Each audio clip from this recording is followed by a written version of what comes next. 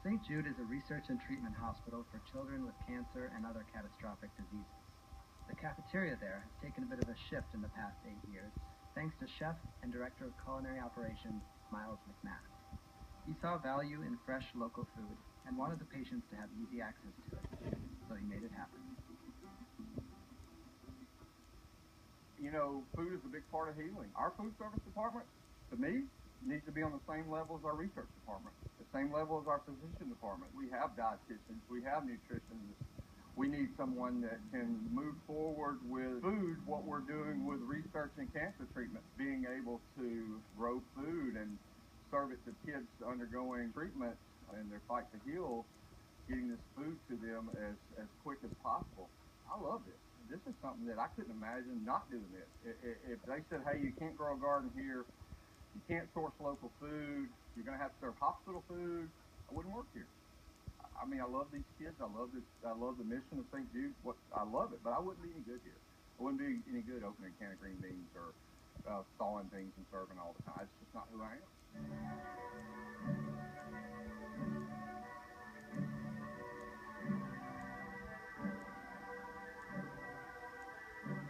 We don't have a doctor's dining room. We don't have a different sections of eating. This is a K Cafe. We do about close to 3,000 meals a day out of here. But when I first came here, the first thing I did is I said, you have to write a set of culinary standards. We don't serve hospital food, so we don't use canned green beans. We don't use IQF frozen chicken breasts that are pre-pattied and all. We don't use any of that stuff. Everything that we get from the garden is used for the patient, family, staff, and K Cafe. As soon as something is ready, I pick it and then come over. This is kind of how our mindset of processing this food is, you know, less is more. You don't need, all I'm going to basically use, this is a little bitter melon, basically use is a little salt and pepper to this. Mix it up, that's a little green zebra tomato and then some of our little baby tomatoes. But everything in here is come out of our garden. My favorite, cutting board salad. Show them the chopped salad recipe. What's it called? We created something new today, cutting board salad. So here we have a charcuterie room that we'll butcher animals here. We make a lot of our sausage. Most of all the animals we get, roughly safely to say 300 miles from the hospital. The dietitians know what they need is nutrients, and we discuss that. But then we say, okay, what do you like? What do you not like? How does your mom make it? What does she use? So we just have that conversation. We may do something 2 or 3 times for a taste, and then finally the kid likes it. I'll show you a produce cooler. This is like where a good bit of local produce comes in. We've got our pickles here that we cure, homemade dressings. Here's a really, really good fresh garbanzo salad. Here we're working with, these are Amish paste tomatoes. We'll make ketchup and things like that with those.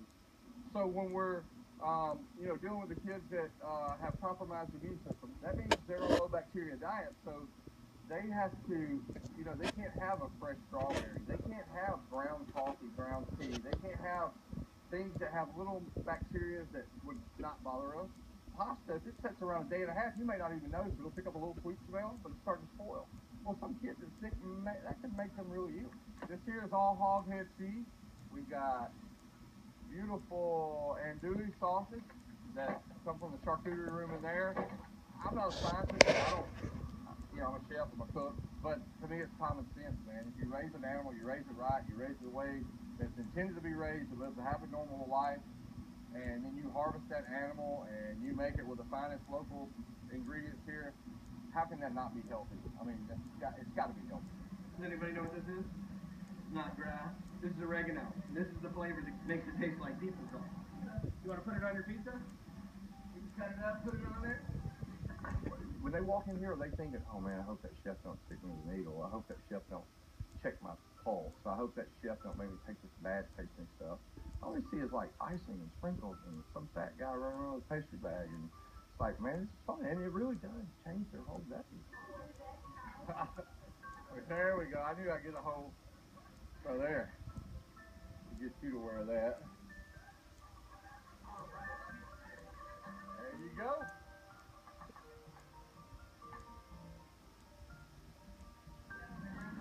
Hey Mom, look what I'm putting in your pizza. What's your dad like? He like mushrooms? I bet he does. And what about tomatoes? I know he loves those, right?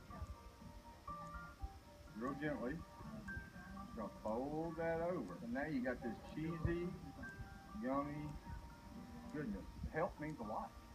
And I know that if you're gonna work here, you have to fight. Man, it's the hardest job I ever had. But it's definitely the most rewarding, and it's really cool to be doing something not for monetary value. You may not cure cancer, but we can support the people that do. And so I just keep going along because I know that I'm doing something I'm supposed to do.